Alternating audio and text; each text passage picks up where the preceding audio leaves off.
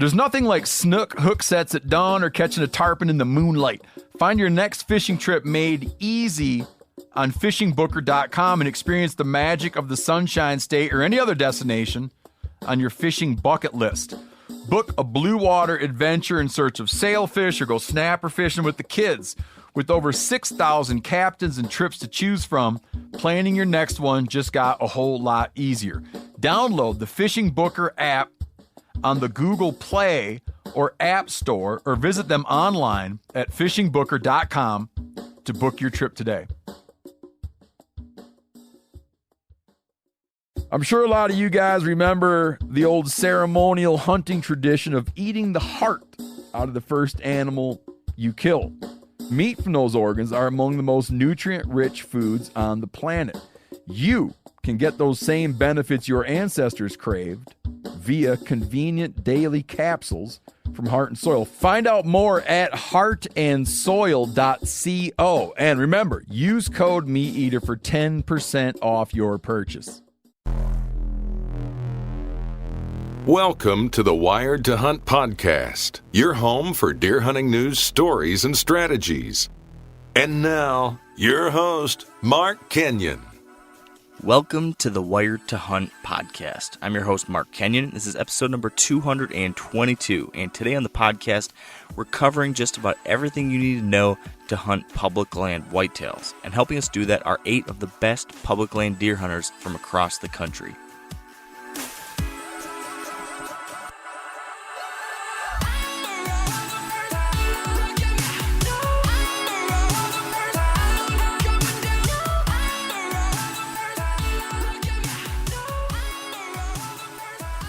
All right, welcome to the Wired to Hunt podcast, brought to you by Onyx. And today on the show, we're doing something a little bit different. So today, I want to cover a wide swath of topics related to public land deer hunting. And I'm sure this isn't news to most of you, but as hunting access on private land becomes harder and harder to come by, more hunters are turning to public land options. And because of that, the interest and demand for that kind of content keeps rising too. So because of that, over the last 4 years or so of the podcast, we've had a whole slew of different public land experts on the show to share their perspectives and strategies for these kinds of scenarios. But those conversations, they're scattered across dozens of episodes from way back in the archives. And it kind of makes it hard to find and utilize that stuff, especially if you're new to the podcast or to deer hunt. So I got to thinking about this a little while back because I'm in the midst of planning a couple public land whitetail hunts myself for this season. One is in Montana and the other in Minnesota. And I was actually wanting to go back and review some of the ideas that have been shared in past episodes, but I quickly realized that is easier said than done. So I decided to do something about it, and that is what we've got here today. I've gone through all of our podcast archives to find the best public land hunting tactics and advice, and then pulled out the best segments of those conversations for us to review together here today in this one single episode. So I think that if you're an avid public land deer hunter, this should be a great review. And if you're just getting started, this is going to be the perfect launching point. So here in a minute, we're going to hear from folks like Tony Peterson, Bernie Behringer, John Eberhart, Tyler Ridenauer, Andy May, Aaron Warburton, Eddie Claypool, Todd Mead, and more. And then along the way, I will also be chiming in with a few thoughts of my own too. So, like I said, this is a new idea. I don't know if this kind of review podcast is going to work or not. So you guys are just going to have to let me know. I'll be curious to hear your feedback. I do think that hearing from all of these different people on all sorts of public land deer hunting topics all in one place, back to back to back, I do think it's going to be something that really helps drive home certain lessons or ideas. So I'm really hopeful this can be helpful to a lot of you, but we will see. So with that said, before we get to it, let's take a very quick break to thank our partners at Whitetail Properties for their continued support of the Wired to Hunt podcast. And today, producer Spencer Newharth is chatting with land specialist Neil Hogger about the dream that many of us public land hunters have, which is someday maybe actually owning a little piece of dirt on our own. This week with Whitetail Properties, we are joined by Neil Hogger, a land specialist out of Wisconsin. And Neil is going to be talking to us about what buyers should look for when they want to put food plots on a property that doesn't currently have any. Well, I always like to try to add food plots in areas that are kind of a natural line of travel. So let me speak to my own experience in my own place. I'm in big woods, and there are no food plots and there are no agricultural fields for miles. So my limitations were that I only have so many places I can put them. That was the first limitation of where can I put them? Where is it flat enough? Where is it dry enough? But what I try to do on my own place is I try to design with line of travel for the animals in mind, and also approach, so my own line of travel. And from my point of it, my side of it, I try to approach my food plots in a perpendicular manner, meaning kind of have a 90-degree angle, so that I minimize the opportunity to cross paths with the animals as they're moving on their natural travel lines, if that makes sense. So bedding cover to food to maybe more bedding cover, and I put my food in the middle, and then I try to approach it at a 90-degree angle. So there's one point of contact on that line, if that makes sense. If you'd like to learn more and to see the properties that Neil currently has listed for sale, visit whitetailproperties.com/Hauger. That's Hauger. Okay, so when it comes to chasing whitetails on public land, I think the very first thing we need to talk about is the mental side of things. That being, our expectations and our goals and our mindset. Because if you don't have that kind of stuff figured out right out the gate, all the tactics and secret spots in the world, they're not going to do you any good at all. You see, the reality of public land deer hunting, in most cases, it's very different than the deer hunting you see on TV or in magazines or on websites. And if you're not mentally prepared for this from the get-go, you could be setting yourself up for a lot of disappointment. Public land deer hunting, it is a serious challenge, so you need to go into it with realistic expectations and goals based on that challenge. And you need to be mentally prepared for the obstacles that are certainly going to be appearing in your way. Now, over the years, I've chatted with a lot of great deer hunters about these topics, and two in particular touched on this mental aspect in relation to public land. So first, we're going to hear from Tony Peterson, who's an outdoor writer for magazines such as Bowhunter Magazine and North American Whitetail, who specializes in public land deer hunts. Here he is talking about the importance of reasonable goals. And I really think one of the reasons that we shed hunter numbers is I run into a lot of let's say kind of 18 to 25-year-old crowd that comes in and they're setting their sights on 140 inch plus bucks every year, and they're not able to do it because that's so difficult, and they become frustrated with the process. And we've in some ways we're kind of skipping that natural progression of the hunter where everybody used to start out hunting squirrels with a 22 and maybe moving up to rabbits and maybe pheasants and turkeys and then deer, and you were happy with whatever deer you shot first. And a lot of people are starting out with expectations that are just to me kind of insane. I think and I'm part of that problem too. I mean, I work for these magazines and these TV shows where we present this false reality out there, where if you look at what the average person kills with a bow per year, I mean, it's like anybody that's out there killing 115 inch bucks every year, I don't care if you're in Iowa or Michigan or Pennsylvania or South Carolina or wherever, if you're killing a buck like that, you're doing something better than most people out there. And you bump it right up and you go, okay, how about 130 inches, which is a great deer. If anybody's out there consistently killing those deer, even in the good states, they're really doing something right. And like you said, most people with their goals, I tell people all the time, just hunt for what makes you happy. Nobody else cares what you kill. There's like 3 people in your life that actually care what size of a buck you kill. The rest of them really don't. So if that deer walks in and you'd be stoked to shoot it, just shoot it. Who cares what everybody else thinks? And to follow that up, we've got another writer and DIY specialist, Eddie Claypool, who had some great advice to share on the mental side of these types of hunts, and then also the importance of your attitude, and like Tony just said, the importance of having fun. That's what we're talking about here, is how to get some means together and go do it, have fun. Don't forget fun. Even when you go do it on your own, you can get in that binge of trying to be so successful that you put too much pressure on yourself, and that's one of my greatest problems. I'm kind of like an addict there. I have a problem. If I don't watch myself, I'll fall off the fence, and I get on that side of wanting to put pressure on myself, and I just have to stop and have a complete change of heart, mind, and approach and start over. And that's happened many times in my days. And I'm doing my best to stay on the bandwagon of have fun, because whether you're under pressure, whether you're anal, or whether you're just having fun, it's not really going to change what goes on in the field. As a matter of fact, I think people do worse when they're under pressure, you know what I mean? So true.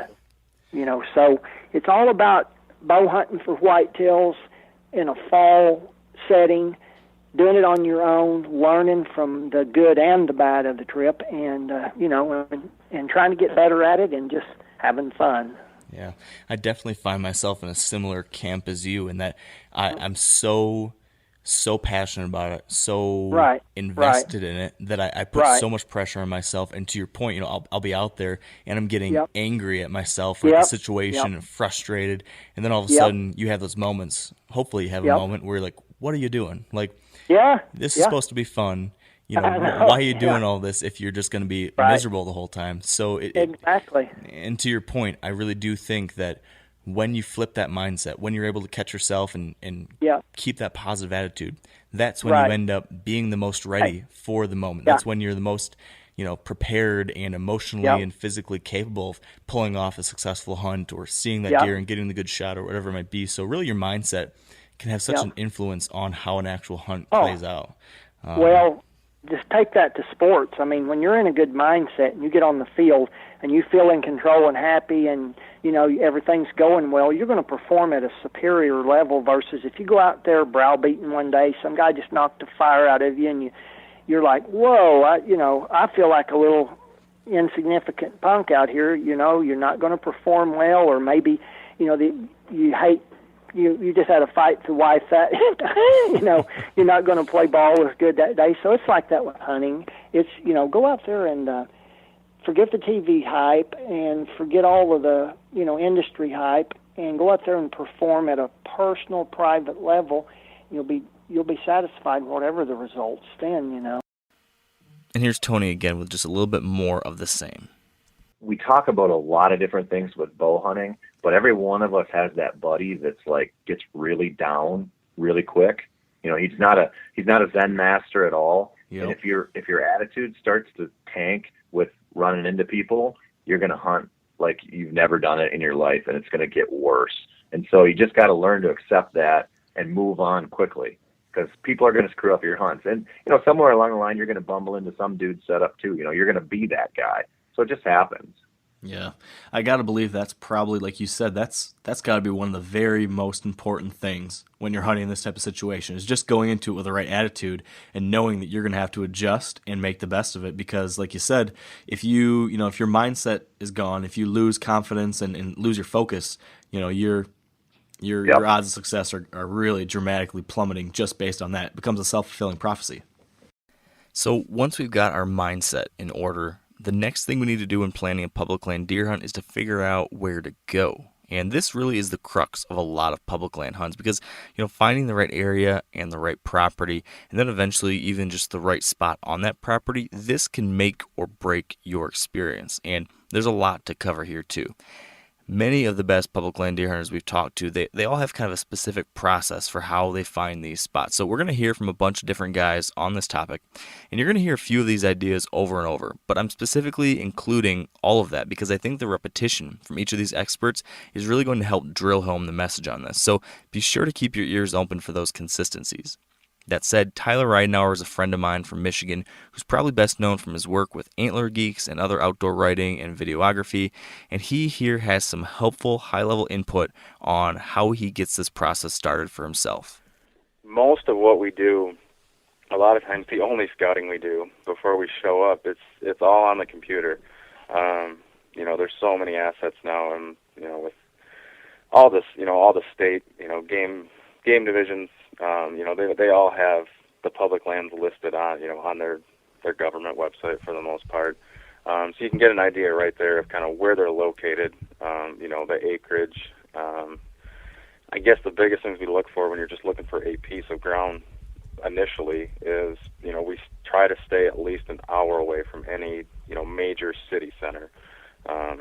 It's just a lot of times you end up, in a little dinky town in a sleazy hotel somewhere, but you get away from the town, and there's a lot less people there. So that's the big thing, I guess, initially, and then just picking them apart. Looking for the same types of things that you would look for on, really any piece of ground. Pinch points that are leading in and out of the public stuff that's on the borders, and looking outside of the public land too is a big piece of it. You can't just look at that one chunk. It may be a chunk of timber that's 2,000 acres, and there may not be a single stitch of crop on it. But if you can find where there's crops right on the border in certain places, especially early season, late season, it gives you an idea where you can at least get close to those deer that are on feeding patterns. As far as states go and regions of the state and stuff like that, there's always those famed counties, I guess in really every big buck state, and I try to avoid them. If coming from Michigan, all of Kansas is better than home. Right. All of Iowa, for the most part, is better than home. Sure, there's certain little pockets and little regions of those states that are, the absolute, best of the best. They kill the most booners. They kill the most, there's the most 200-inch deer have come out of that county, whatever. I'm happy with shooting 140 or 150-inch deer off public ground. And a lot of times that next county over that nobody ever says anything about is just as good, really. Right. So don't take some of that stuff to heart too much, and don't be afraid to venture out away from those well-known areas a little bit. Moving on, here's Tony again giving his thoughts on the process he takes to find public land. It depends. If I'm looking for, I live just north of the Twin Cities, so if I'm looking for a place around here to hunt, my process will be a little bit different than, let's just say last night, for example, I couldn't sleep because I kept thinking about some of these walk-in areas in South Dakota I started hunting last year. And so, I snuck out of the bedroom and started looking on my iPad at aerial photos at midnight last night, looking up just some of the public land there. And for me, the biggest part of the process, especially if I'm looking for an out-of-state hunt, which I do a lot, is just that time on the aerial photos. I know some people like to go on the internet forums and stuff, and hey, any good places in southwestern Oklahoma or something like that, but that information is just not vetted. And I'm not saying you can't get good information that way, but for me, I pick a state I want to hunt, and let's just use like Nebraska as an example. I love Nebraska. I'll say I want to go to Nebraska and hunt the rut. The first thing I'm going to do is figure out where the big cities are in Nebraska. Now, there really aren't very many. There's only a couple, and they're on the east side of the state. So I'm going to look for a place in the state that has no people. I want to get away from people because hunting pressure, anybody that hunts public land knows hunting pressure is just like your number one enemy, no matter what. To me, it trumps everything. It trumps weather. It trumps season timing, anything. And so I just want to start looking in an area where there just probably won't be very many people. And then once I started identifying some public land places there, then I get on the aerial photos and really dig in and look and see whether those specific parcels have something that offers a whitetail hunter. It's kind of how I start. So elaborate on that last piece for us. What are you looking for when you're on the aerial? What does quality public land, terrain, or property look like for you from an aerial view? First off, the first thing I'm going to look at is access. If it's got a whole bunch of walking trails or logging roads, or if it looks like it's really easy to access, I'll skip it. But if I find a place that maybe has one access point or two access points, then I'll start digging in. And then I'm looking for, with whitetails, one of the first things I always look for, a lot of people go and look for food sources. They'll look for those ag fields or some kind of food source on there. But for me, I look for water. My absolute favorite type of whitetail spot to hunt is something with moving water in it. I just love creeks, streams, rivers, something like that. I know if I find moving water, I'll find probably pretty decent whitetail cover. I'll be able to find a crossing somehow, whether I can actually see the low spots on the river in the aerial photos. I mean, this aerial photography, the satellite photography, now you can actually zoom in and see rocks sticking out of the water and tell which way the river's flowing, tell how shallow it is. It's just amazing. But for me, that's what I start with. I want some kind of moving water to start with. And so you're looking at that moving water as something that's going to be a tool sort of for you, so you know that you'll be able to know some things right out the gate because of the fact that you know that deer will relate to that moving water in some certain way, or like you mentioned, cross it, and I imagine maybe you use that type of thing for access in and out of a property too, maybe? Oh, absolutely. Access is huge, covers your noise. You're usually below the banks, provided it's not too big of a river. You can wade most of them. But there are a couple other things. If I have to cross a river to hunt the other side for some reason, I can leave 90% of my competition behind because they won't do it. It's the same thing like climbing a great big hill or a bluff. I'll look for that too. But with the rivers, especially if you get on bigger chunks of federal land, there'll be a lot of public grazing on there, cattle grazing. And so there's only going to be so many places with decent cover that whitetails like. Now, this would be different if I were looking for mule deer, antelope, or something, obviously. But for whitetails, you want the best, thickest cover you can find. Most of the time, that's right next to the rivers or the creeks. It might be only just patches of cottonwoods or something, but it'll be better than the surrounding area. And so there'll probably be whitetails there. There's usually agriculture pretty close to those river, the watersheds.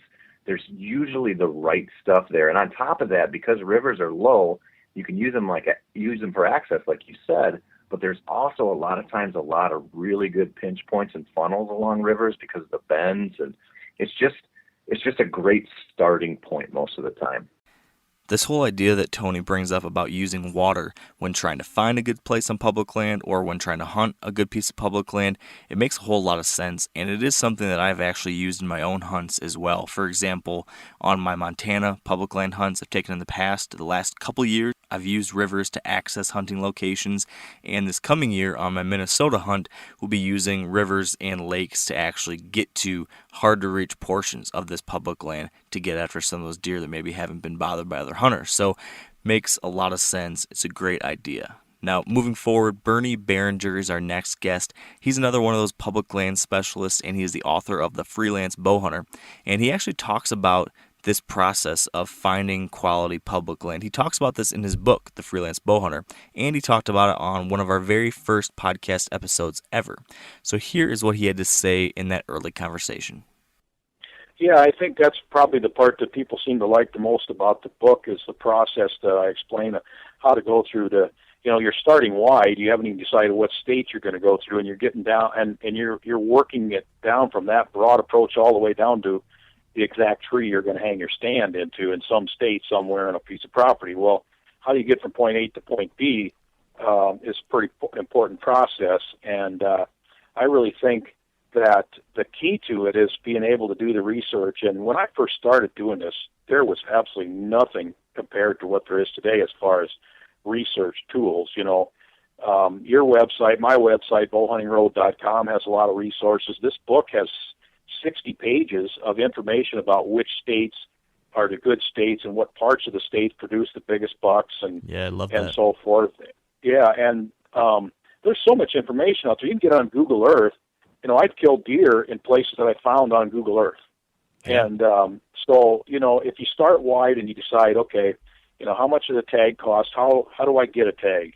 The over-the-counter states, and then I go through this process in pretty good detail in the book. And if you want to hunt Iowa, it's going to take you at least 3 years to draw a tag. You're going to have at least 2 preference points and possibly 3 in some of the zones. So you're not just going to go to Iowa this fall. You could go to Missouri or North Dakota or Kentucky or some of these good quality states that have over-the-counter tags. So you got to decide which state you're going to go to first. And then you're going to look at what public land is available in the state, how much pressure it gets, and then, once you've decided which piece of property you're going to go to, then you're actually looking for the spots. And you can do a lot of that online, too. Like I said, with Google Earth, you can see potential deer travel corridors.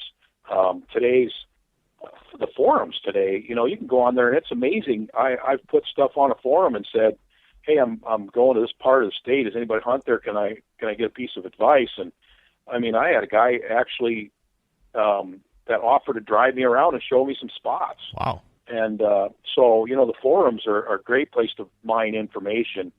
So a lot of that can be done before you ever leave home. And here's Eddie Claypool again with his take.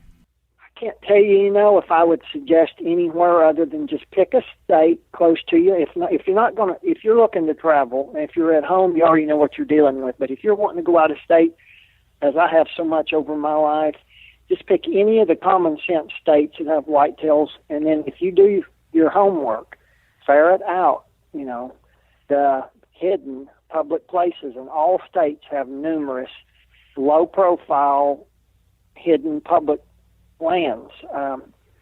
I have hunted some little old patches of public in Kansas and different states that were 60, 80 acres, little spots that don't even show up on the radar, and taking good bucks off of them with very little people around.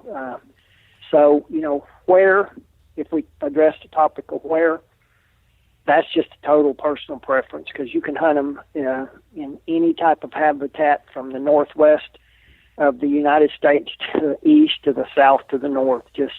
I just leave that to each individual to make his own decisions on where he wants to go, because other than going to Iowa or some of these premium spots and, where the outfitting and everything's so prevalent, where they grow the big deer, other than those, which go without saying, and going on a guided hunt, if you're the average Joe, just whatever tickles your fancy is my description of where to go. And then once Eddie picks a state, here's what he does next. Well, I tell you, there's almost an endless amount of avenues a guy can pursue on that. Game and Fish is a starting place, to see what they have shown on their hunting atlases and on their walk-in programs. And, every state has numerous, countless names for the different types of land they have accessible. Some of it will be public, some of it will be private. They have, access, yes, programs and whatever you want to call them for private land hunting. So you got to dig through the Game and Fish and dig deep. I mean, you got to go through each link and to the next link and look, and you'll find what you can find. Then, a lot of times, a lot of the ones I've found that are off the map are little old pockets that are, county park type things or around impoundments. There will be little public areas that don't show up on Game and Fish radar. They're more of a local level thing. You got to dig deep. Sometimes I haven't found my gems until I actually got into an area and actually started physically hunting it. I didn't even know they were there pre-trip. It's a lot to be said for being local. We know how the locals all know their grounds like the back of their hand, but if you pick a good area and go there and become semi-local to it over a period of time, you're going to find some hidden gems that'll be there. So there's always that unforeseen blessing that you'll get from picking an area and going there for a year. And I'm the world's worst about, spending maybe 3 trips in a year to go to a spot. I'll usually go in the dead of winter, take a long weekend and take 2 or 3 to 4 days and travel to a spot and camp in it in the winter and learn it, scout it, do my reconnaissance. It's invaluable if you've already got a piece of dirt to hunt on to go and look at it in the dead of winter. For the scouting, is so great that time of year. All the rut sign is there, the people are gone, and you can really do some power scouting in the winter. But you also just get familiar with the people, the country, and you'll start picking up these little hidden gems that'll be there. People talk, and a lot of this stuff is, the locals guard it pretty carefully usually, and unless you're there and giving yourself a chance to, to be in the frying pan, you may not be able to research it ahead of time. There are plenty of places to research, and, you may need to pick a larger, more higher profile area from, off the internet or Game and Fish or local websites and go and start it, and then you can get into finding these other little spots of your own.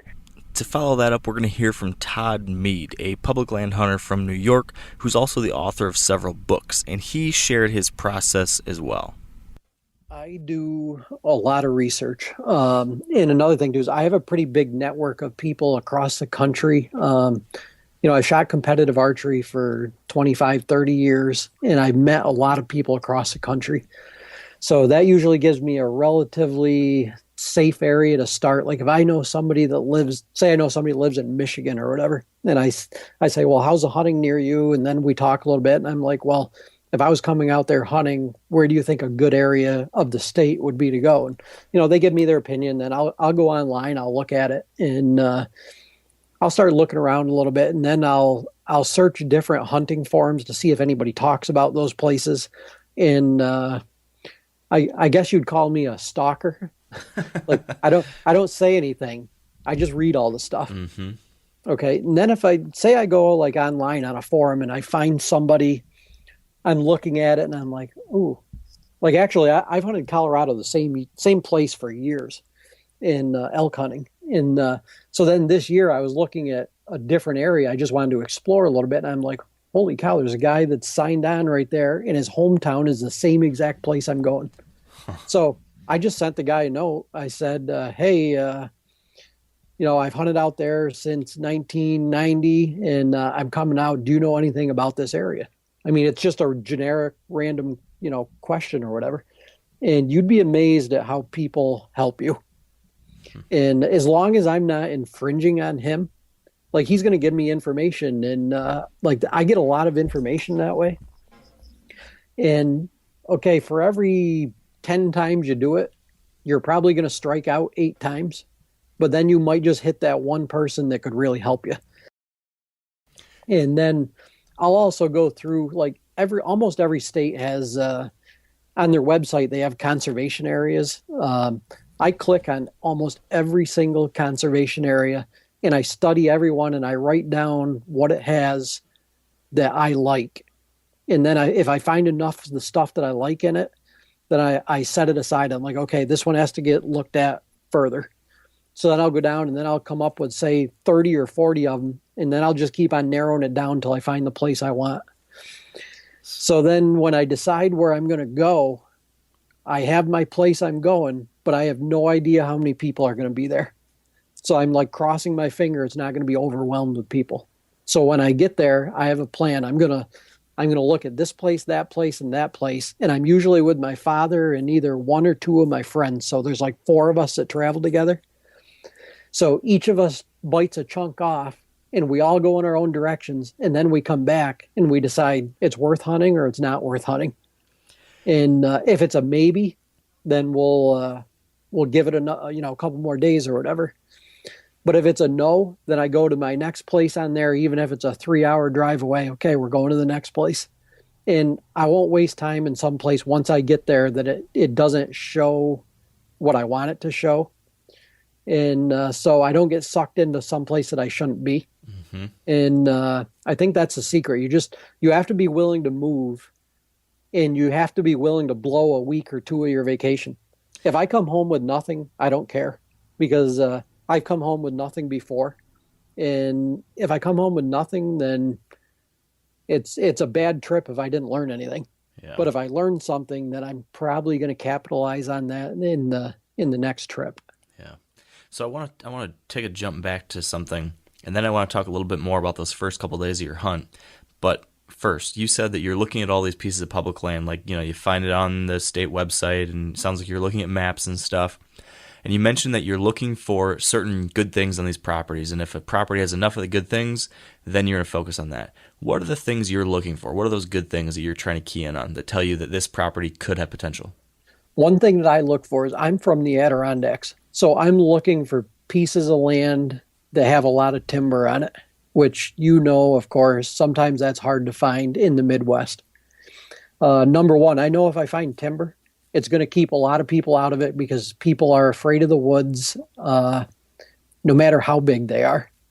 So if I can find acreage that's, anything above like 1,000 acres of wooded area, then I'll definitely circle that. Like, this is a place I need to go because 1,000 acres, it might not seem much, but if you're in 1,000 acres of woods and you've never really hunted woods, you've hunted field edges, stuff like that, it can be really intimidating for the average guy. Mm-hmm.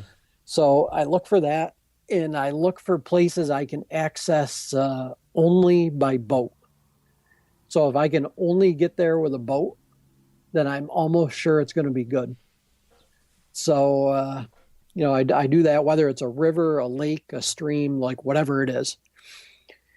So those two things out of the way. I also look for areas that either are closed to hunting. It might be a place around there that there's no hunting allowed. It might be owned by like a government agency, might be owned by, say, like a church group, and they own a big piece of land and there's no hunting allowed on it. Because then I know if there's no hunting allowed on it, it works as a sanctuary for deer on the public land, and that's where they're going to go. Yeah. I look at plat maps to see who owns the land around it, and then I'll research that online. I'll be that silent stalker again. In some places, one place that I found was really good because I knew that this person hunted on their own land, and they were a presence in social media. And I'm like, I just found your land, and it bordered public land. Wow. And I had read where they had killed like 190-inch deer on it, and I'm like, there's no way that deer wasn't living on that public land. Wow. So I mean, you have to. It goes back to the whole thing about you have to be a little more motivated than everybody else. And that's kind of what has led to me being successful, I think. All right, so we've heard a lot now about how to find quality public hunting locations, and our next guest, Aaron Warburton of the Hunting Public, he's going to help us shift from that topic towards the next one, which is not only how do you pick a good property, but then that next step, which is how do you begin the scouting process, how do you do additional research to learn everything you need to know about that area. And Aaron and his hunting partners, they spend a tremendous amount of time on this thing, scouting the properties they hunt. And in particular, they are looking for buck bedding areas in many cases. And if you want to hear more about that aspect of Aaron's scouting, you should definitely check out the full episode we did with him, which was episode 165. But here's a brief intro to his scouting process and how he begins narrowing things down on a piece of ground. So the first thing you do is lay out the public map of the area, and then you start figuring out where all the access points are. Start looking at where the pressure is. So you're looking for boot tracks. You're walking those access trails. You're looking for tape in the tree, marking tacks. Anything that's going to mean hunters is what you want to stay away from for the most part. So you're taking that map and you're crossing off a lot of it, but you can't. How do I put this? You've got to keep an open mind when it comes to every inch of that public piece. So if it's a couple thousand acres in size and you cross off a lot of the access points and areas most likely to harbor hunters, then you still end up with quite a bit of land that may be untouched. And a mature buck, the interesting thing with them is they will go wherever they don't ever encounter humans. I mean, sometimes you'd be surprised it may only be 30 yards off a gravel road, but if nobody goes there and they have that wind advantage on a specific day or whatever, like they may well bed there and spend a lot of time right there. So, and that's kind of how the buck nest is. That area gets hunted. A lot of people think when they watch the buck nest video that that area doesn't get a ton of hunting pressure, but it's actually the opposite. If you watch the second video in that video blog series, you'll see hunters walk right underneath the stand that night when they're headed out. But there's tons of hunting pressure on that piece. It's just one little small out-of-the-way area that those bucks bed in. And there's a couple other ones like that on that public area as well. So I guess the point there is don't overlook anything really. Was there anything that you saw when you were looking at this property, like before you set foot on it? Like when you looked at it on a map and we're looking for these pieces of public land, and when you saw this, did you say, well, okay, it's a couple thousand acres, it's definitely worth taking a look at, or was there something else that made you say, yeah, this is a good one? I guess the larger question I'm getting at is there anything I can look at digitally beforehand to say, yes, this has potential, or no, this is not worth spending time on? Yeah, I should get more specific into that, like you mentioned.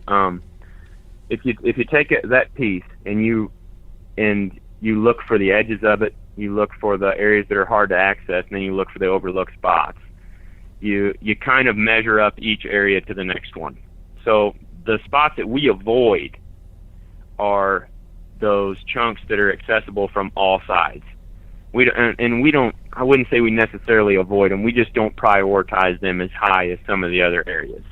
If there's an area where you can only access from one side of it, and it's a huge block, it's going to take some serious legwork to get to the back of it, then those are the ones that we're spending the most time on.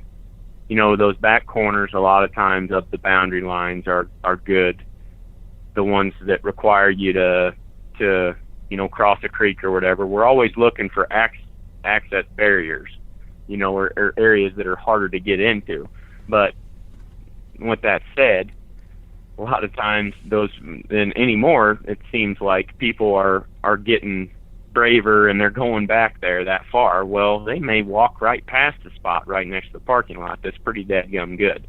And we do see that. So I think sometimes people try to think too big whenever they look at those big public areas, and they try to find the biggest public area possible and then look for the farthest back corner of that big area. And we do the same.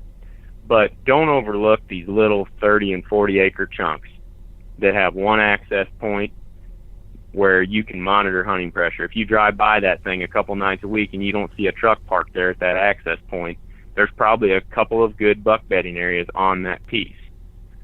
And the one advantage those little areas like that is that they a lot of times they have private land around that may not get hunted as hard. Mm-hmm.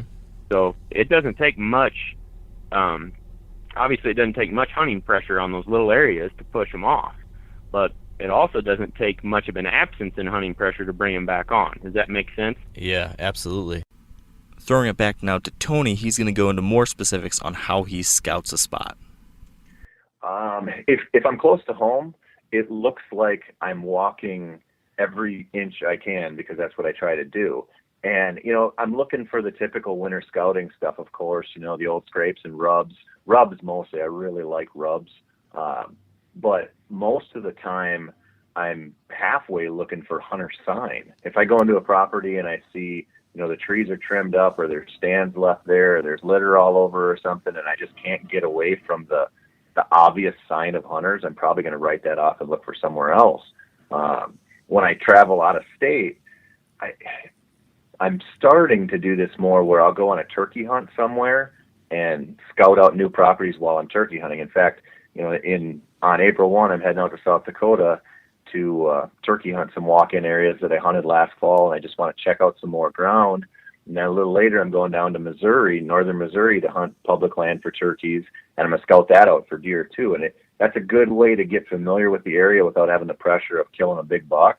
But if you can't do that, one of the most important things about this process, if you're going to make a go at it and decide you're going to hunt public land, especially if you want to do one of these out-of-state trips with your buddies, if you have any way to build in a day or 2 or 3 to scout, just walk and figure out if your pre-hunt research was correct, that is so valuable compared to showing up and having to hunt from day one. And I think one of the reasons that I've had quite a bit of success public land hunting is because before I had kids, I used to just leave for like 4 days, 5 days ahead of the hunt and just tell my wife I'll be home when I'm going to be home. And I would scout nonstop for 4 days before I started hunting. And I got to glass all those river bottoms and walk them all and figure out if the deer were moving there or not. And that information, without having the pressure of carrying your bow, is just so valuable when you start hunting. You just solidify all of your beliefs. Or, if what you thought was going to be awesome turns out to be bunk, you've got time to move on to the next one and figure it out. And scouting that way is just ridiculously valuable. It's more valuable than hunting in a lot of situations. So here's a key consistency that I think we just heard here from Tony and Adam. It was this importance of scouting for sign of other hunters.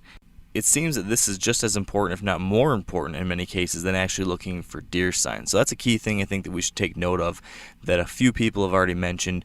We're probably going to hear about it here again too. But continuing on, here's another friend of mine and a deer hunting savant, Andy May. And he has some similarly helpful public land scouting tips. I'm definitely a map freak. I have, binders of each state with the properties that I hunt, the properties that I plan on hunting, and the backup properties, public, private, that sort of thing. And I have, the aerials, and then I have the topo maps and all that stuff. And I really zone in on that. But for me personally, I can find out the obvious stuff, like the stuff that probably everyone in this room can find. Which is what? Your typical funnels. It's very easy to see like river crossings. Now with like Google Maps and stuff, you can zone in. You can actually find deer trails. Yeah. And see where there's a lot of intersecting trails. Bedding areas. Depending on the type of habitat, very easy to see and predict. So what I find more for me personally, I get more detail with boots on the ground. So I always try to, and it helps because these states aren't terribly far from me. Montana would be hard to do this. Mm-hmm. But I like to get out there in the spring, early spring, after the snow melt, before green up, especially if I'm planning like a pre-rut trip, late October, early November, maybe that second week of November. That's when that sign is really visible. You can see the rubs, you can see the scrapes, you can see the trails. Everything is, was just made a few months ago. You can really dial in and see where kind of everything comes together and really pick out those high percentage spots. So for me, boots on the ground is a kind of a necessity. And to be honest with you, for me, that's like just part of the enjoyment of it. I like that as much. I like trying to scout and figure out deer and going on these adventures in brand new areas where I don't even know what's there, success or not. I actually enjoy that maybe more than actually getting a buck on the ground. You know what I mean? I've just become addicted to that constant stimulation of new, put me in an unfamiliar area with the bow in my hand and the wind in my face, and it's like. Following that up, we're going to do kind of a rapid fire jump with three guys here sharing their scouting techniques. So Bernie Behringer, then we're going to hear from Tyler Reidenauer, and then Todd Mead. Then, of course, once you're on the property, then that's the real key to finding the right spot. And you're going to hunt differently than you would if you owned a piece of property or had permission on a piece of property. I call it hunting aggressively, and that's a really important key to what makes this all work, because, if you had, say, a couple hundred acres of ground that you hunt, you'd probably have a couple bedding areas there that you would never go into. You might have a sanctuary that you really avoid at all costs, and you would know where the deer tend to feed and where they tend to travel and where the food sources are. But if you go to a new piece of property, you got to start from scratch, and you're going to walk right through those bedding areas and bust the deer out. And you hate doing it, but it's part of how you have to do it because you need to know where they are. Yeah. And, you can learn the travel corridors by looking at trails and following tracks and looking at scrapes and rubs. And, you really have to get out on the ground and learn the property. The temptation is when you first get there is to just, here's a good looking spot, put up a tree stand and get in it. But that's not necessarily the best way to hunt, because you don't have the confidence that it takes. If you're on a rut hunt, you might want to sit in a stand all day. You want to have confidence that you're in the right spot before you ever get in there, because you're going to be second guessing yourself all the time if you don't. And so you got to know what's over the next hill, and that way you have confidence when you do get in the stand that you're in the right spot. So those are all pretty important keys to it. It all depends, I guess sometimes if we're close enough and we can, it's reasonable to drive there in the preseason, we can. Where we go in Kansas is, it's 18 hours away. So it's tough to to make that kind of a drive, in the summer, just the amount of time that it takes you to get out there and get back, there's usually just too much going on, with life to be able to carve out that kind of a time frame to get out there and scout. We went to North Dakota a few years ago and never set foot on anything until we got there. It was just all, on the computer beforehand, because that was a 20-some hour drive. Closer play, Indiana. Like I said, I went down there last winter, shed hunting just for a day at least to get a little bit of an idea of what it was like, because it's a close enough drive. And Ohio, we've spent a fair number of days back and forth from there, scouting different places. So it just all depends, I guess, on location. So. Can you elaborate, Tyler, for us on exactly in these instances where you do actually go in person to scout, whether that be, in the spring or summer, or maybe you show up at the property in the fall and you want to do some scouting before actually hunting. Can you walk us through what that scouting looks like? What are the things you were looking for? What are you trying to identify? What are you trying to learn? Well, I mean, aside from, what you'd look for really on any piece of ground, the big things we look for is, where the parking areas are. A lot of these public land areas have maybe, mountain biking trails or equestrian trails or some other, type of trail system where hunters can use those to access, and get farther back in a lot easier. You can do it from home a lot of times, even if you can get a hold of, the little office is a lot of times at the piece of public ground or the state forest, whatever it is. They'll have little brochures and stuff a lot of times at the facility that have those trails on them. And they're hard to find online, but if you call them up, they'll send you one of those brochures so you can study it in the off season. And I'll actually go through, make a map on Google Earth once I've, committed to a property, and I'll put all those trails in and I'll put all those parking areas in. And then you kind of, make a radius of where other people are going to go, and then you find those little pockets that are, that are too far away, or maybe there's some type of terrain feature, a river or, some really, really steep stuff that most guys aren't going to go, past, and find those little pockets that are a lot of times not hunted at all. If you find a big enough piece of public ground, or even just the right one that's got those kind of land barriers, you can essentially have private ground, stuff that's hardly ever hunted because nobody wants to go that far. We probably piss off a lot of people because we're kind of like wild Banshee Indians. We will walk through every single bit of the property. Like I'll cover every single bit of it. I mean, I'll zigzag it, I'll do everything. And I'm sure people get pissed because it's in November. You're on public land. People are on their vacation, and I'm walking all through the woods. And we all do the same thing. And what we do is we walk, and the first day, we'll try to determine where do we want to go. Like, where do we want to start on the next day? And then, like, I'll either mark it with my GPS, okay, I'll mark the waypoint, and then I'll have it right there. And, this will be number 1, number 2, or whatever. And then the next day, I'll go back there. We'll all go back to wherever we found, and we'll hunt there in the morning. And then we'll see what happens in the morning. We'll meet in the afternoon, and then we'll come up with another game plan. And like, say you're hunting on like a, public area that's 4,000 acres or something, and it's on a bunch of different roads. We'll all go to a different road, and we'll all do our thing. And then we'll come back and we'll discuss it, and then we'll make a plan from there. So after listening to all these guys talking about scouting, these are some of the very best public land deer hunters out there. There's one thing that stands out to me above all else, and it is just the absolute above all importance of scouting. This just can't be emphasized enough.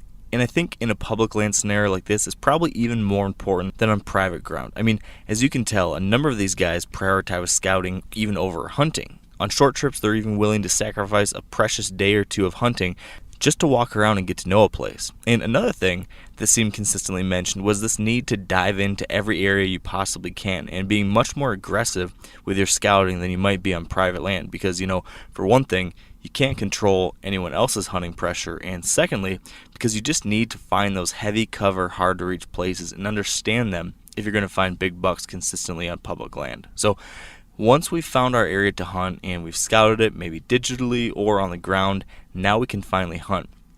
And I want to throw it over to Bernie again as he explains how he typically begins his public land hunts, how he uses trail cameras on them, and a bit more. And, first day I arrive at a new property, I rarely hunt the first day. I'm usually maybe glassing the property from the roads with a spotting scope, trying to figure out where the deer activity is. And the first stand that I put up is likely to be what I call an observation stand, where I'm actually putting a stand up in a place where I can have a good view of a large field or open timber or something like that, and try to get a better feel for what the movement looks like. And then throughout the week, then I'll narrow it down.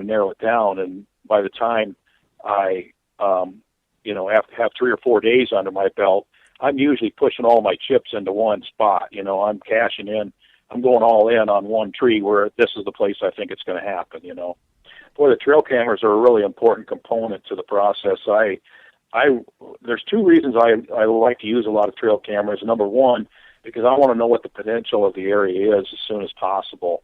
I want to inventory the bucks, I guess is the best way to put it, where, if I've been on hunts where I had a 125 or 130 inch buck walk by the first time I sat in the stand, and I pass him up.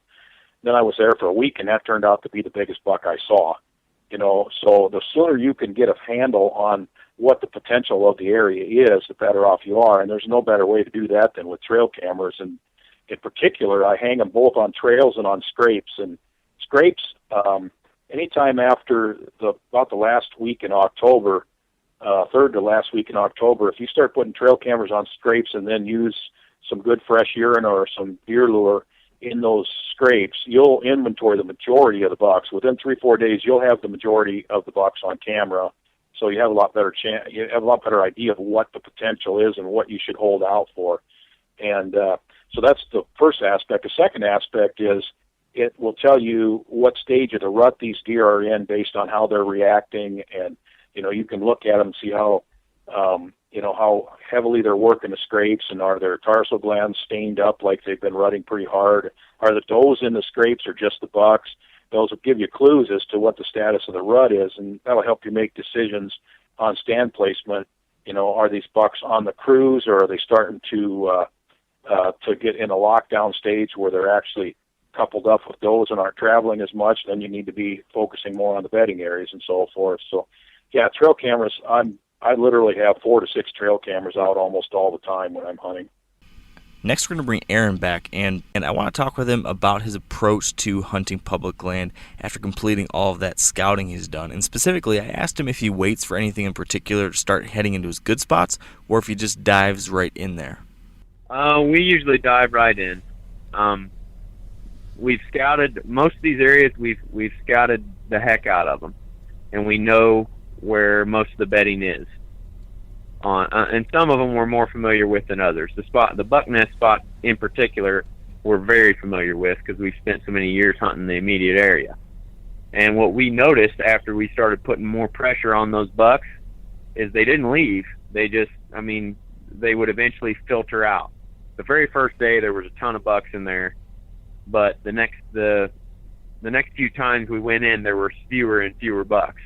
And then I also noticed that I started picking them up on different parts of the area on my other trail cameras, at different times of the day. I started picking up one of them, I remember, in daylight in the middle of October that we saw the very first night at the buck nest, and never saw him back there again for the rest of the fall. And what I think happens there is they are eventually detecting us from where we're in there hunting them, but all they're doing is moving a few hundred yards.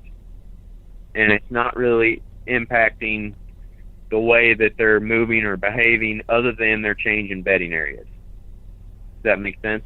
Yeah, it does. And that's what we're seeing a lot of places too. Like we dive right in, to your point, because of the added pressure. But on public land, if they're dealing with that much pressure and you still can't push them out of there, I think a lot of folks on private land that are hunting super careful are almost too careful. You know what I mean? Right. Because they have so many bedding areas and sanctuaries on their property. If we're seeing bucks move but not pick up and leave the country, mean, that every situation is different, like we talked about earlier, but that is one thing that we have noticed a lot is once they detect that you're there, they'll just go to the next best spot. Next, I asked Aaron to describe one of his best spots on public land and why it's so good. And I think by hearing about this example, it might be able to help us all better understand what to look for when trying to find our own little public land hidey holes. Well, it's all surrounded by timber, trees that you can get a stand in. And lots of other deer insulate them back there. Like, you have to bump deer to get back to them. So if you're afraid of spooking deer, then this style definitely is for you. But with that said, this is the one area where there's no trees. And I think that's simply it. There's no trees right there, so people can't hunt there. They won't hunt on the ground. Everybody that's in there has got a tree stand on their back, or is planning on hunting out of a tree stand that they hung prior to that. And it's surrounded on all sides by these big timbered hills that attract quite a bit of hunting pressure. And those hills hold a lot of sign too. I mean, you can go through there in a good acorn year and there's giant rubs ripped up everywhere. But what makes that spot so good is those bucks are bedded right next to water. I've noticed that a lot. They love bedding next to water or in very, very close proximity to it. It can be a big body of water, a lake, a pond, a creek, a river, whatever. They love water. They love being close to it. And like I mentioned, there are no trees. Once you start trying to figure out how to hunt those bucks in the buck nest in October, it becomes really hard because you just can't get within a couple 100 yards of them in a tree stand. And they just don't, I think that's why they're there, is because everybody's walking around the edge of that CRP field and they're hanging in those trees, or way up in the big timber where they're finding a lot of that sign, but nobody's actually going down in there, or they very rarely are. When you look at it, it's just a grass field. You know, there's not really any other terrain change or habitat change other than the grass butts up to a creek. And right there where that edge forms is where they like to bed. And there's no trees along the edge of the creek that you can even get a stand in. Yeah. So nobody ever goes in there. Now, and that's another misconception is how far away people can be from those beds without bumping them. And people walk the edge of that field all the time. I'm talking like 200 yards from those deer. They walk in and out of this public property in that field, but they don't ever go back into that corner because there's nothing that they can hang a tree stand in. So just keep that in mind and think about that for any property that you're hunting. If you're trying to keep the pressure off, even on private land, when those bucks are bedded, they don't mind you walking 200 yards away from them. A lot of times they don't know that you're there, you know, if you've got the wind right to where they're bedded at. But in this situation, people walk and hunt the heck out of that timber line that's 200 yards away from those bucks. Wow. But it keeps them out of there. The lack of trees does. And finally, I asked Aaron to talk about entry and exit strategies when hunting public places. Yes, we are very cautious about entering and exiting those areas, but mainly just really close to the bedding. When we got to go somewhere that's a mile, 2 miles back in, we don't mess around for the first, 2/3 of the trip. But when we get in there really tight to the bedding, we're going at a snail's pace. I mean, you're stepping over twigs, making sure that you don't snap them. You're waiting for the wind to gust so that you can move. Some of these areas in timber, like if you're hunting hardwood timber, for instance, and you're going into a bedding location, you want it to be windy and wet is ideal. And if it's not, if you're going in for like an evening hunt and the leaves are crunchy and it's pretty calm mid-afternoon, you're just not going to be able to get real close to those bedding locations because they're just going to hear you before you get there. But we go in a lot of times in the middle of the night almost, like 2-3 o'clock in the morning. I'm a pretty firm believer in going in for morning hunts way ahead of daylight because I think deer can see you better at gray light than they can when it's dark. And getting our stand set up about 30 minutes before that gray light even hits, and using those headlamps that we use. That's another big thing as far as access goes. When every single hunt, we use those headlamps in and out, and we're always waiting for the cover of darkness before we're going in or going out on an evening hunt. We're always going in the dark in the morning. We're going to bring Todd Mead back on, who's going to talk through his plans for hunting, a little bit of that scouting, and then again how he avoids other hunters when he's beginning these actual hunts. It all depends on the area I'm in. Like, if I go into an area and there are people hunting in there, like one of my biggest pet peeves is when I get to where I'm going and there's somebody parked there. And I'm like, oh, man. But then I'm like, wow, there's a lot of woods in there. Most people hunt, certain areas all the time. They don't move around. So I'll go in there and I'll wander around. If the person isn't in an area that I found that I like, I'll stay in there. If they're in an area I found that I like, then I won't go back because I don't think it's fair to them. Even though it's public land, it's not fair to them. So when I'm in there looking around, I usually look for as many scrapes as I can find in a fairly tight area, where they're not far apart. And I look for multiple runways that come together, like maybe 2, 3, 4, 5 runways that all come together around those scrapes. And then I need some thick cover around there someplace. And those are the places that I usually look for. If I find all of that in one place, usually when I find a place like that, I go back to the camp and I show my buddies and I mark it on my GPS just so I know where it is. So if they want to go there and I'm not going there, I could just give the waypoint to them. They can go find it. Mm-hmm. And I mark on there the killing tree. Nice. Because usually when I find a spot, I'm almost sure we can kill a good buck there. Yeah. Another trend here I think that's worth mentioning, and it's kind of related to a couple of other things I called out already, but it's just the simple importance of avoiding other hunters and doing whatever you have to do to get away from them. Again, almost more important than deer sign, like we talked about earlier, how you're scouting for hunter sign. Well, you're also trying to find those places where there simply aren't going to be other people for specific reasons. And you're going to continue that trend here with Tyler Reidenauer, who's got more thoughts on that very thing. More than anything, distance. For the most part, people are lazy. They don't want to walk that far, especially carrying a tree stand. So it's that extra, half mile, that extra 3/4 of a mile. Some places I've gone as far as printing a map out and measuring out, how far 3/4 of a mile is, and using a compass and, actually making a circle around each public or each parking area, every access point. So you can see that's where people are willing to walk to. And then you have the other areas, and that's where you start to focus. And like I said, just getting away from them, all those different things you can use that you need to look at, the trail systems, the parking areas, anything like that. It's all super valuable stuff. Another tactic we've used, a few times in the past is lakes and, and even big rivers. Actually putting a boat in to access some of these places, and it's a lot of extra work. Hauling a boat, loading it up, maybe going for an hour boat ride, and then hiking in from there.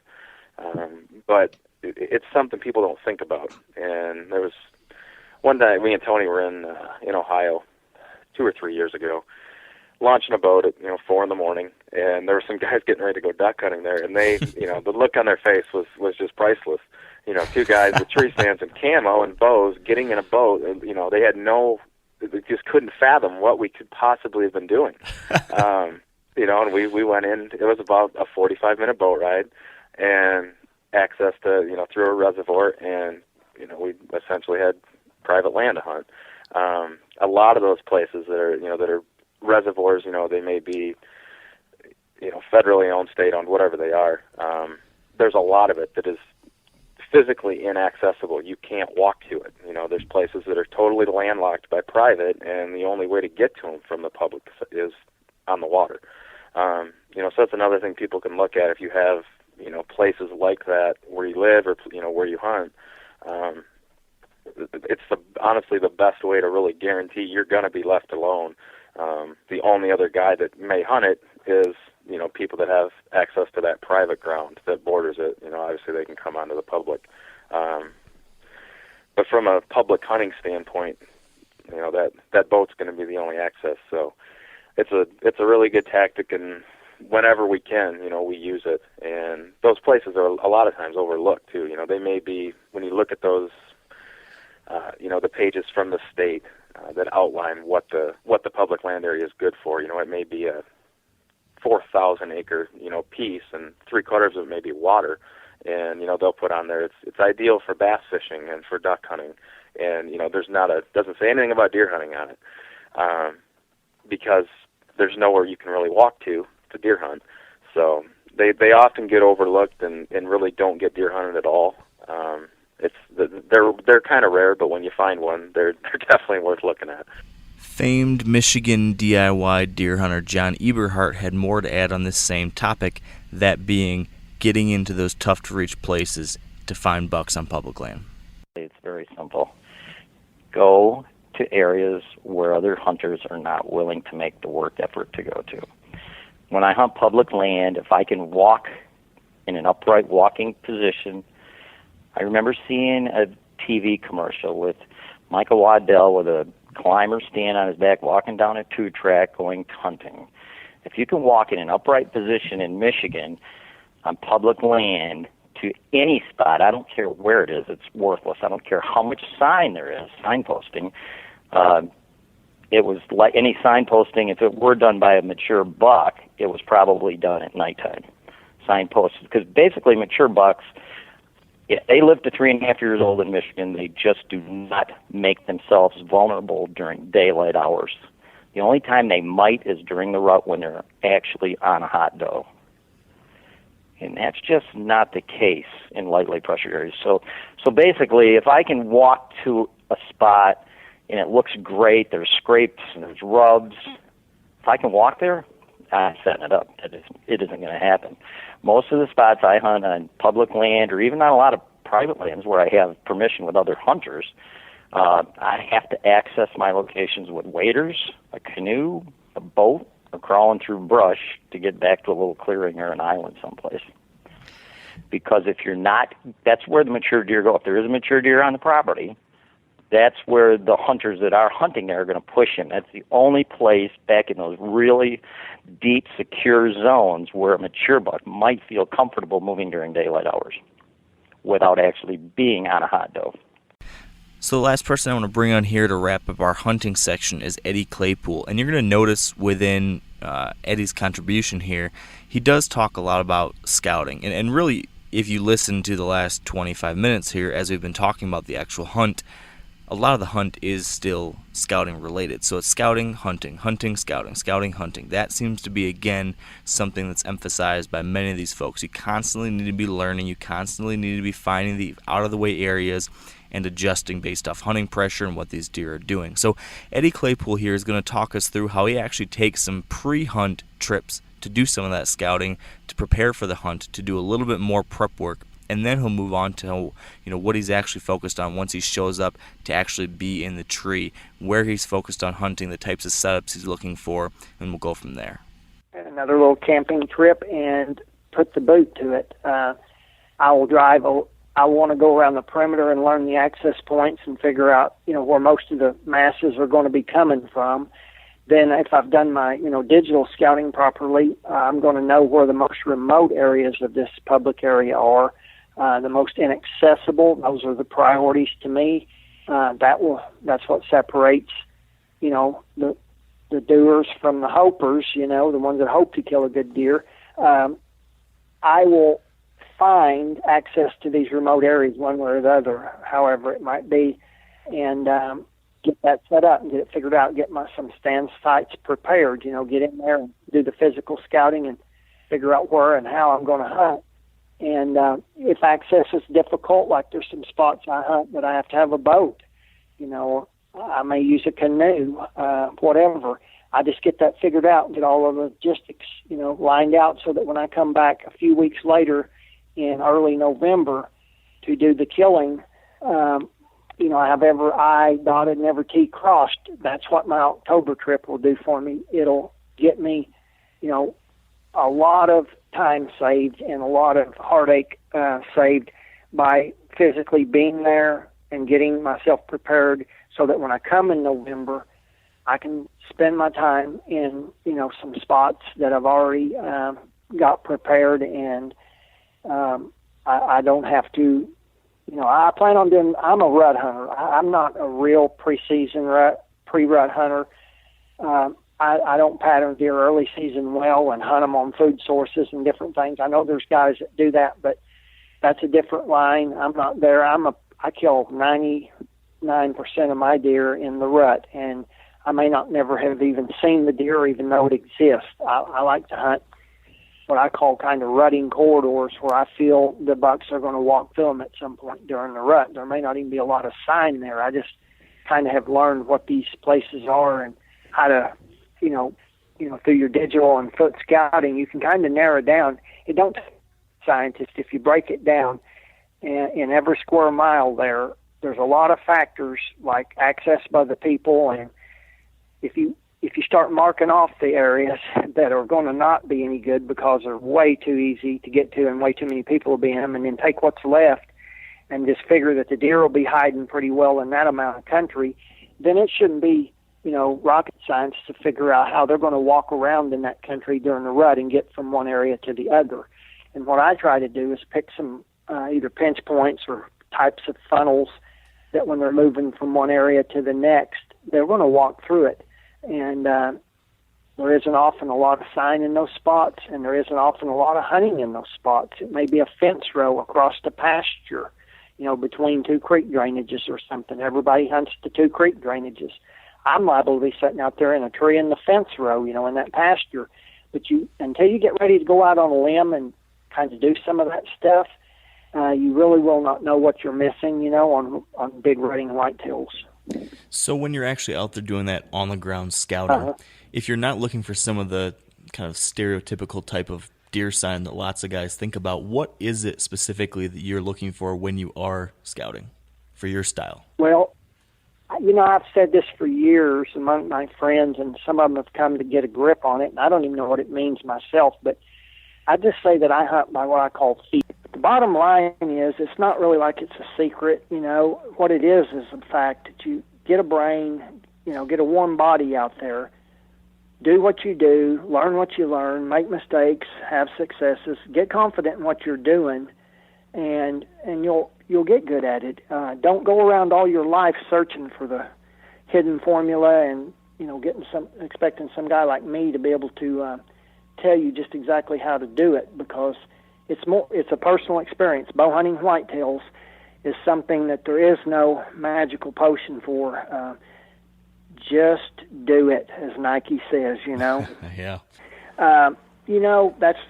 That brings back, when you ask the different approaches like that, my mind just flashes to so many different episodes of my hunts over my life in different places. I've had plenty of times where, I went to a place and I just beat it down during the off season and felt like I had a really strong game plan when I first went into it the first time.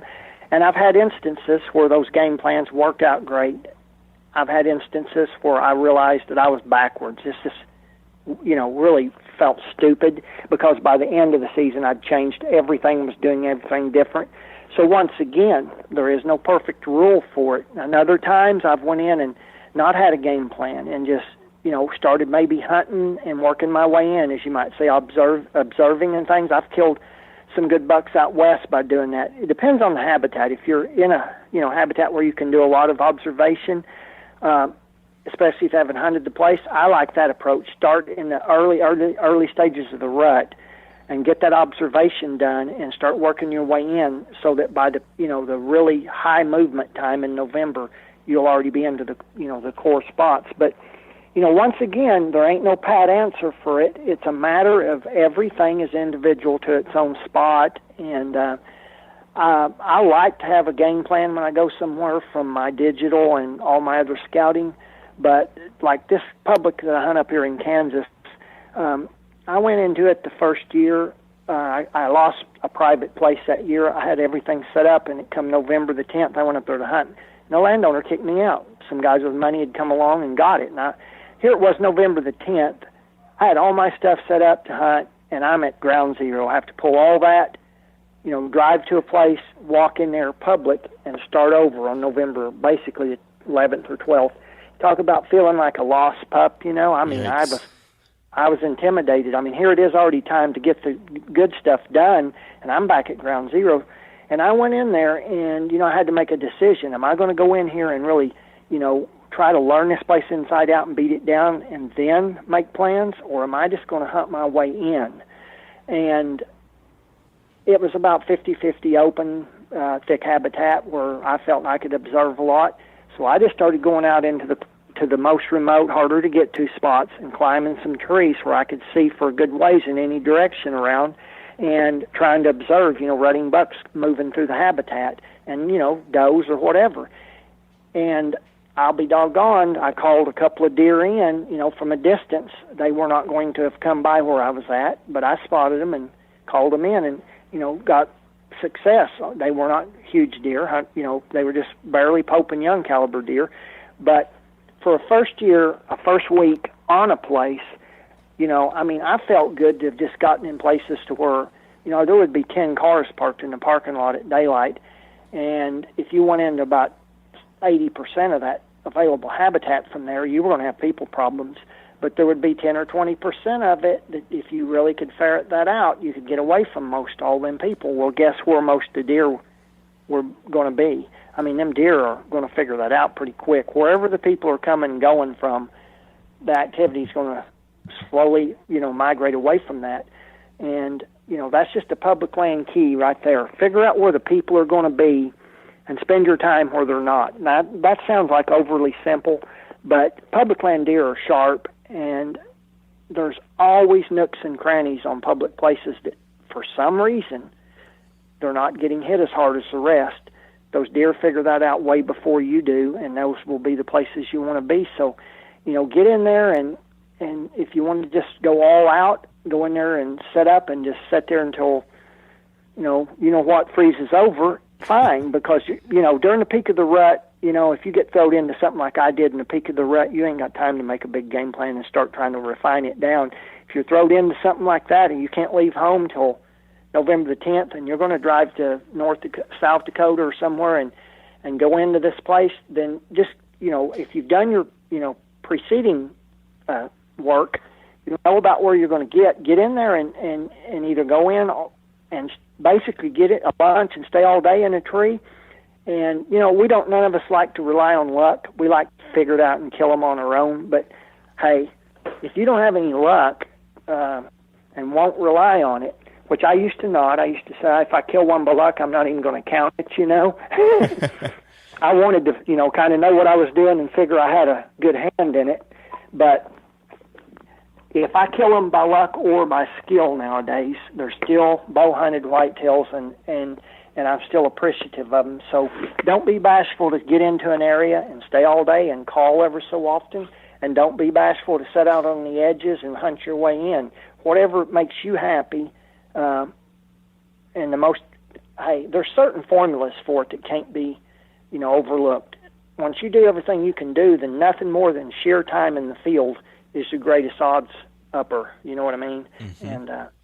And from about November the 10th on, I can't tell a person one thing better than more time in the field to have better success. That's the number one odds increasing factor, and very few people got the wherewithal to sit all day. So you're an all-day hunter during the rut? I try to be. Once again, it's case specific, but I try to have places that I can go to and sit all day. There's places that's not good for it, and if you're halfway an outdoorsman, you'll know when it's not really common sense. You're not going to sit right out beside a edge of a fairly accessible farm field probably all day long. You're going to go back in there off down in the river bottom in the briar thicket down there and sit. But out west, it's a different matter. There's lots of places that are excellent for all-day setting because those deer can move freely all day. But, yeah, I sit all day most of the time, and I've killed, I'm going to say 1 out of every 3 probably of my better bucks during a time between 10 in the morning and 2 in the evening. All right. Now, so much of what we've heard today has been all about avoiding other hunters, finding those tough-to-reach spots, finding the places the deer can avoid hunting pressure, looking for sign of other people. But what if you did all that, and still, while you're out there hunting on public land, another guy or girl comes walking up on you or comes tromping through the area you're hoping to hunt? What do you do in that scenario? It's a tough one, and it's something that likely will happen if you hunt public land long enough. So here's Tyler, who's going to help us break down how at least he handles that situation. If it's later in the year, if it's been a tough season, sometimes I've got to remind myself to, try to keep my cool.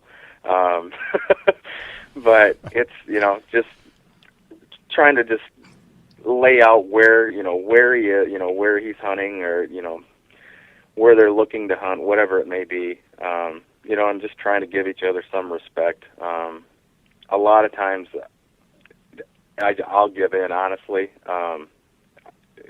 I look for those spots where nobody else will go, and a lot of times if somebody else shows up, if I have a stand up, I'll go pull it. I get out of there and I'll go find another spot.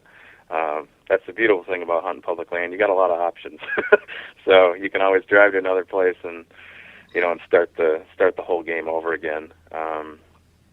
So it's tough to deal with sometimes, especially if you've got a spot that is really good, and maybe some guy just kind of wanders upon it and didn't do all the homework. He just happened to wander that direction that morning with his climber or whatever it may be.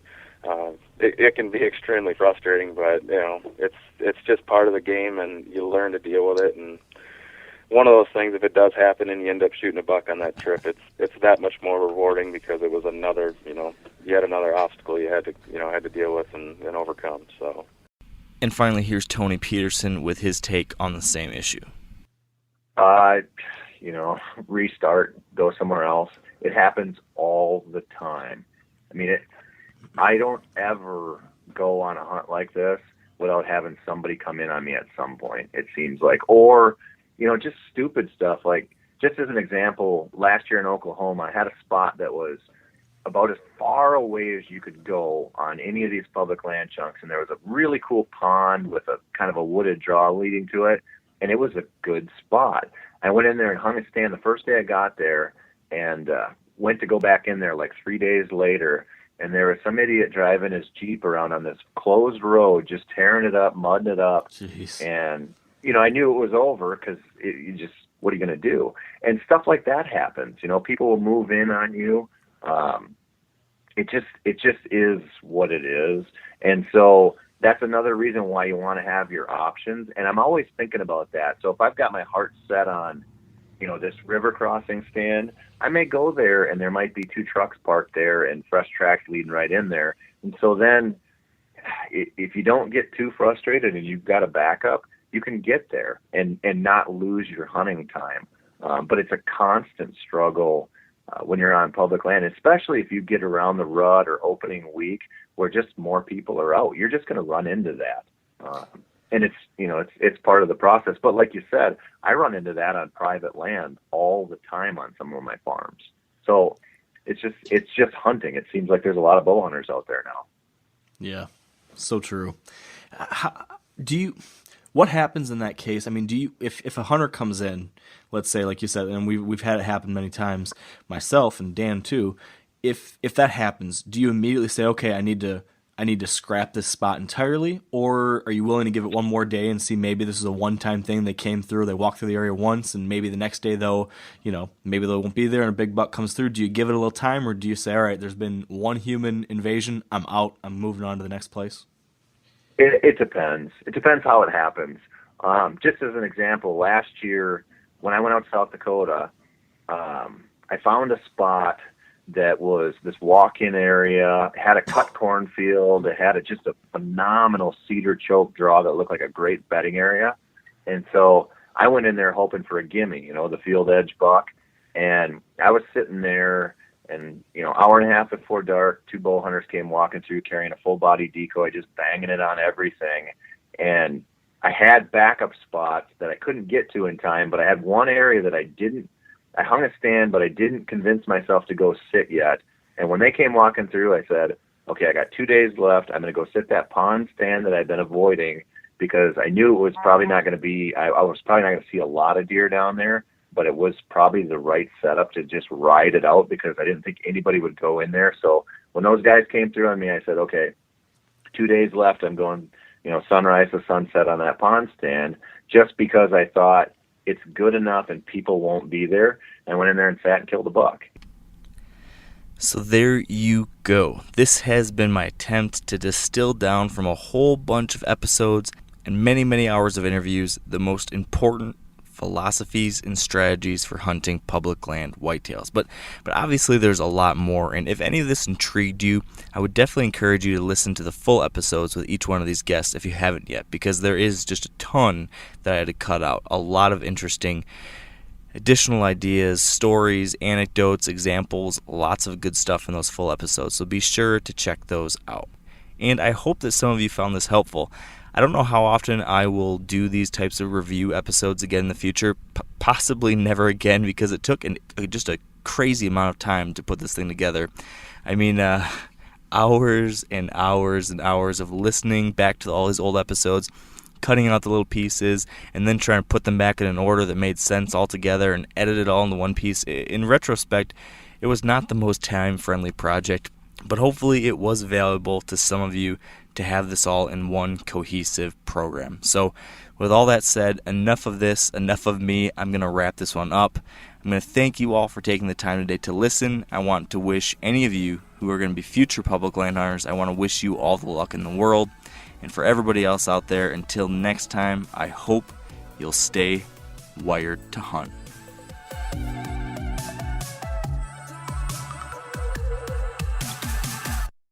I'm sure a lot of you guys remember the old ceremonial hunting tradition of eating the heart out of the first animal you kill. Meat from those organs are among the most nutrient-rich foods on the planet. You can get those same benefits your ancestors craved via convenient daily capsules from Heart and Soil. Find out more at heartandsoil.co. And remember, use code MeatEater for 10% off your purchase. You ever get that feeling the walls closing in, the concrete jungle suffocating you?